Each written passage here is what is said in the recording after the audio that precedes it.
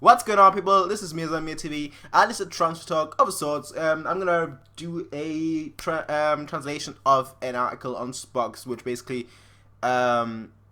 says, states exactly what Summer has said in the press conference today about certain players. So it's not more of a what players are coming in, but more of a what is happening to certain players kind of thing.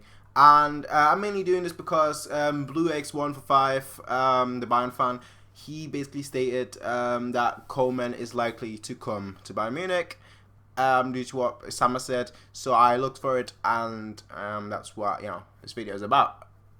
So the first one is about Dante, and Dante. Sama said that Dante is not going unless Dante actually comes towards him and tells him, you know what, I want to leave, I want to move, and if that happens, then they'll talk with each other, and then it will be likely that Dante leaves. So only if Dante actually says that he wants to leave is when he will be allowed to leave. But besides that, he's not leaving. He's not going anywhere. Next one is Højbjerg, and Sama says that from Bayern Munich's perspective, it would have been probably good to loan Højbjerg to a different team for a year, and they've already got a team that they would like to loan him to. But obviously, they have to speak to Højbjerg himself if he wants to go on loan and whatnot, and if he wants to obviously get more playing time at a different club instead of Bayern Munich. So it will all depend on what Højbjerg wants, and if he does, then you can expect him to get loaned out. Where would I personally want to see him get loaned out to? Either Augsburg or Leverkusen. I think Leverkusen now with Arangui's injured, I think they could use someone in midfield, and if Højbjerg would go to Leverkusen, that would mean that he would develop, or he would grow into that kind of high pressing style that Leverkusen has. And if that's the case, then when he comes back, he'll be someone that will have a lot of energy and will be able to press for 90 minutes of a game non-stop, which is what Leverkusen do. And for me, that would be a great it would be a great destination. With Augsburg, it's just the case of, you get to play Europa League and you're in a team where you're most likely able to pick up more minutes, whereas with Leverkusen, it's most likely a case of you're able to play with great players, you're able to develop better, but you're not able to play as much. So it's basically a 50-50 on, do you want to play more, or do you want to grow into a better player? So it's all, both things, to play time and different playing style can both influence a player. So it depends. For me, it really depends. Regardless where the board sends him, I think he should stay in Germany, and I'm not really too bothered if he goes to Leverkusen or to Augsburg. I think that if he were to go to Leverkusen, that they wouldn't loan him right now. I think they'd wait till after Saturday, and then maybe loan him. That's what I think. And now to our favorite transfer, Coman. Kingsley Coman. Now, I'm going to have to go a bit back and forth here because I've got several articles that I just want to talk about that mention Coman. Now, I'm still on Spox, and I'm translating it as I'm speaking. But basically, Sama says,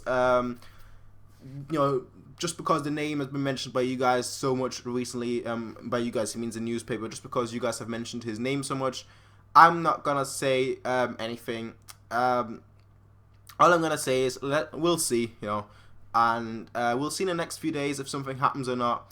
And simply put, in this transfer period, nothing should be ruled out. That's all he says. Nothing more, nothing else. He's not saying we'll get him. He's not saying we're not going to get him. He's just saying we'll see, Let's see.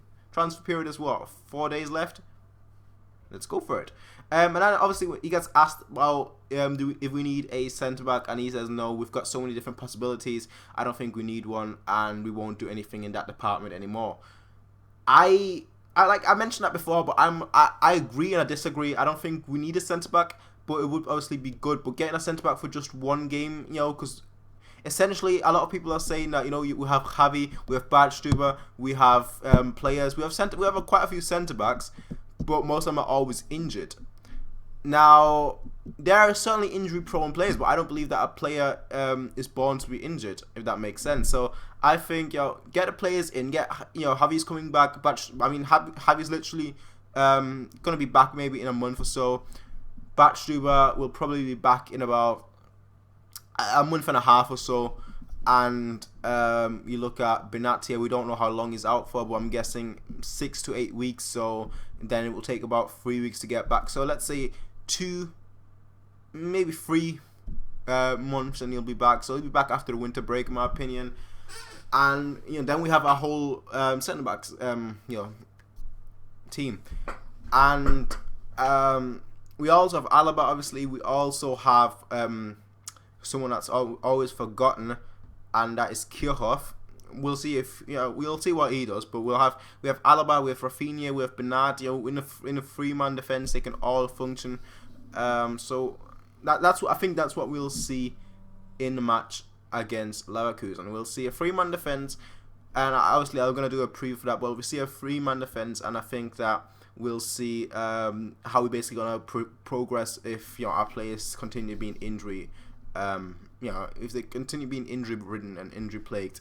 Now, the reason why I said I'm going to move through different articles is due to the fact on Coman. Now, Di Marzio, some of you guys are very familiar with him. I keep mentioning him. He's basically the best person. If you want to get transfer rumors and whatnot, he is the best person when it comes to Italian teams. And he's saying that Schalke is open to selling Draxler to Juve. And they've basically now sort of found an arrangement, and there isn't much difference between what Schalke is requesting and what Juventus is offering. So maybe we'll come into an agreement. And then another transfer source says that Julian Draxler has asked Schalke to sell him, and he could join Juventus in the next 24 hours. Now, the reason why those two things are important, because if Juventus is going for Schalke, if Juventus is going for Draxler, maybe that'll mean that Kingsley Coman is moving in the other direction to Germany. We'll see about that. But in other news, there's one player we're not linked with anymore, and that is, guess who?